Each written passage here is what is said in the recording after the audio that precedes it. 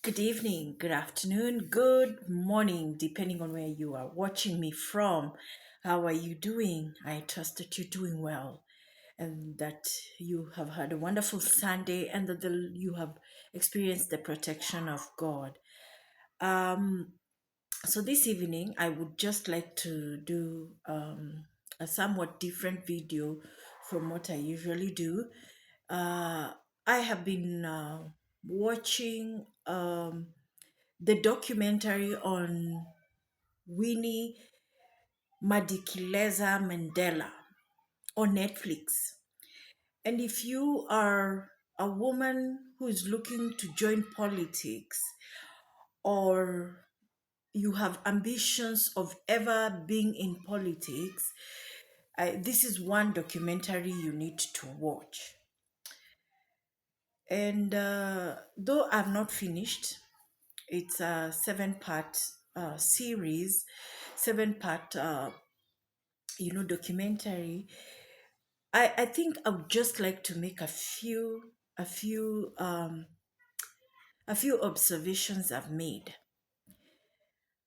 One, I think Winnie Madikileza Mandela, and I've also learnt that her other name was Nzomano. I hope for anyone who's watching me who's from South Africa or in South Africa, I hope I have spelled that name correctly. I don't think that woman was celebrated enough.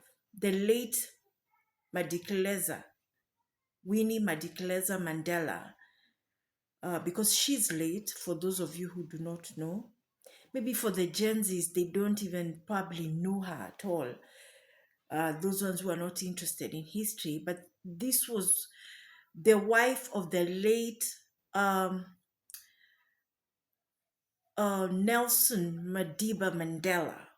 And he was the first Black South African president after a long season of apartheid.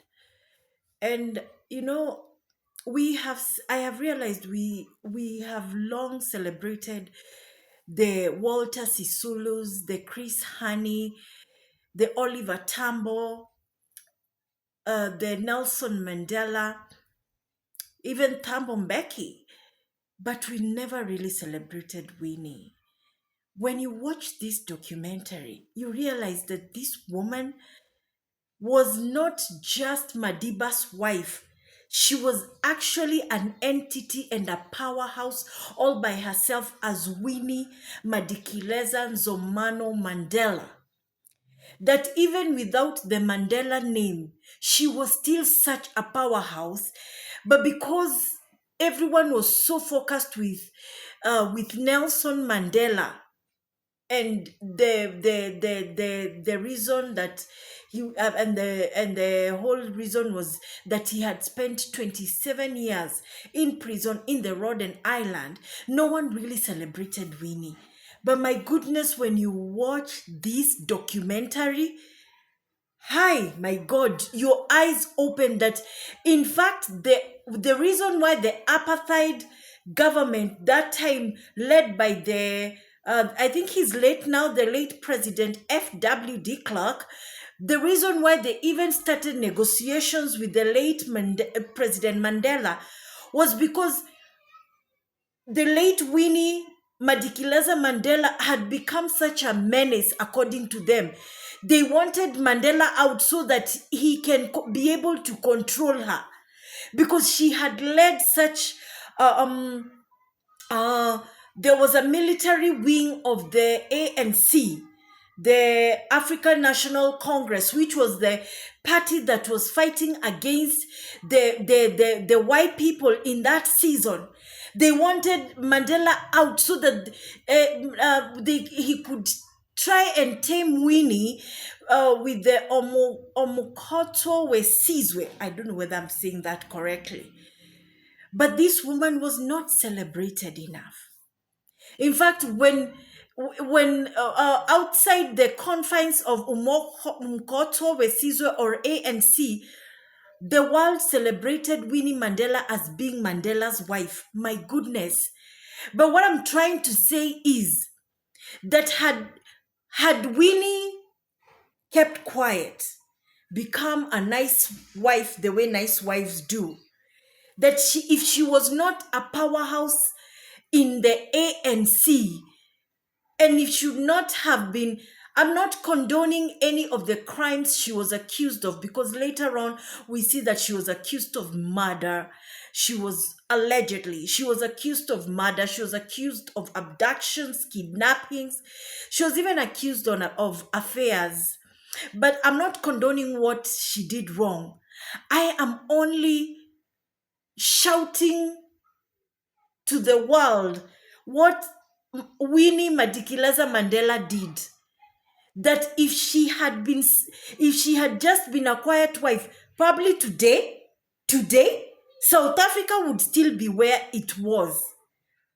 Because when I've listened to this documentary and the various witnesses, the beautiful thing about this documentary, please watch it if you can.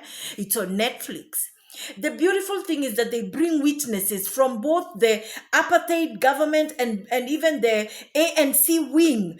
And they both say that Mama Winnie had become such a powerhouse that she could no longer be ignored by the government.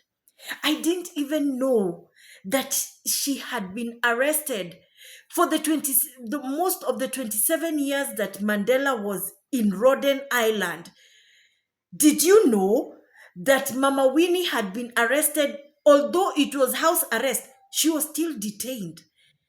Her children, Zenani and Zizindwe, something like that. One of them even at one point was arrested.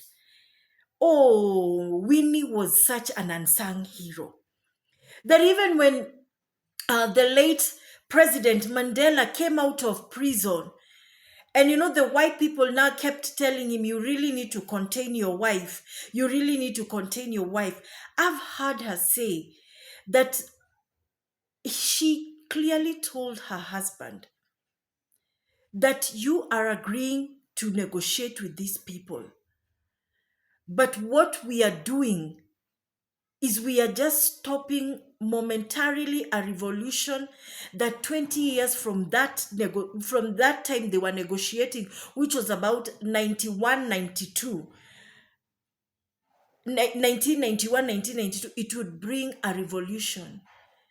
And when you hear South Africa doing the xenophobic attacks, I can only remember Mama Winnie's words. Because South Africa, for a long time, they were so used to be